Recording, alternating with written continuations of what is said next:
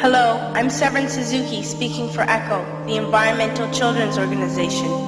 We're a group of 12 and 13-year-olds trying to make a difference. Vanessa Suddy, Morgan Geisler, Michelle Quigg, and me. We've raised all the money to come here ourselves, to come 5,000 miles to tell you adults you must change your ways. Coming up here today, I have no hidden agenda. I am fighting for my future. Losing my future is not like losing an election or a few points on the stock market. I am here to speak for all generations to come.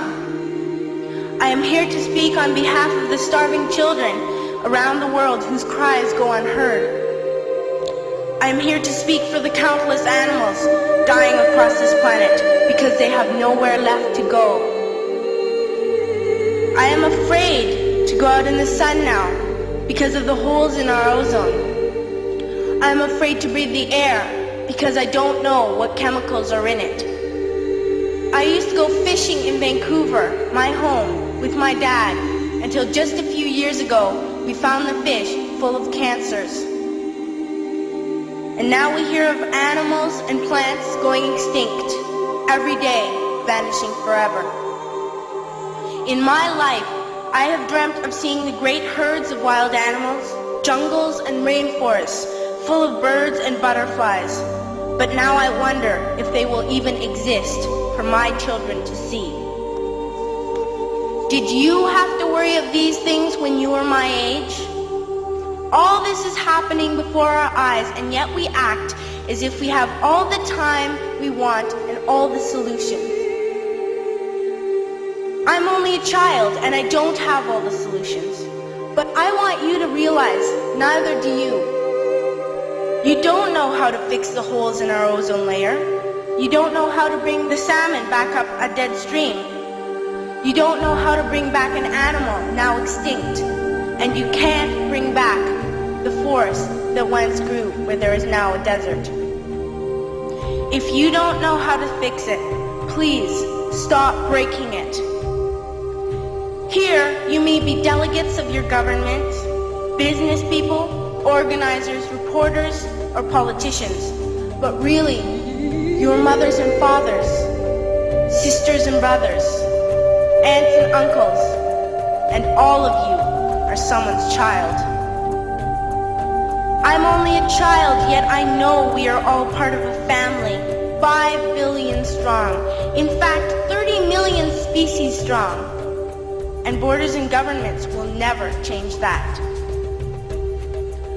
I'm only a child, yet I know we are all in this together and should act as one single world towards one single goal. In my anger, I am not blind, and in my fear, I am not afraid of telling the world how I feel.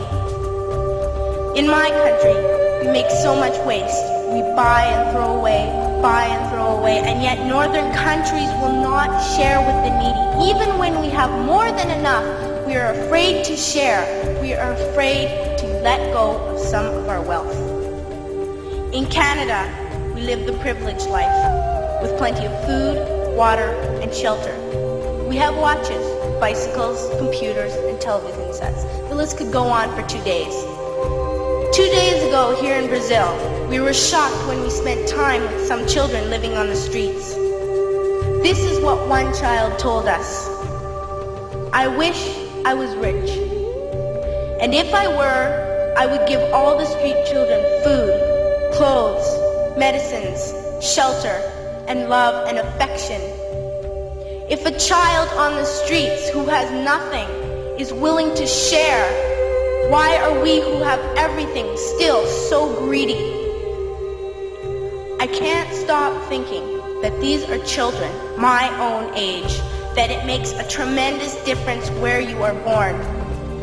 That I could be one of those children living in the favelas of Rio.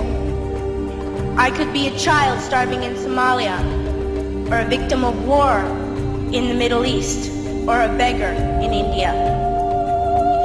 I am only a child, yet I know if all the money spent on war was spent on finding environmental answers, ending poverty, and finding treaties, what a wonderful place this earth would be.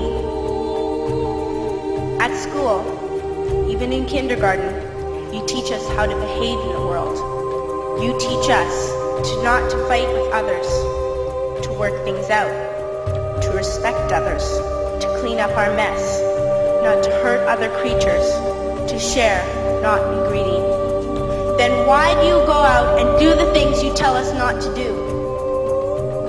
Do not forget why you are attending these conferences, who you're doing this for. We are your own children. You are deciding what kind of world we are growing up in. Parents should be able to comfort their children by saying, everything's going to be all right. It's not the end of the world, and we're doing the best we can. But I don't think you can say that to us anymore. Are we even on your list of priorities? My dad always says, you are what you do, not what you say. Well, what you do makes me cry at night. You grown-ups say you love us, but I challenge you, please, make your actions reflect your words. Thank you.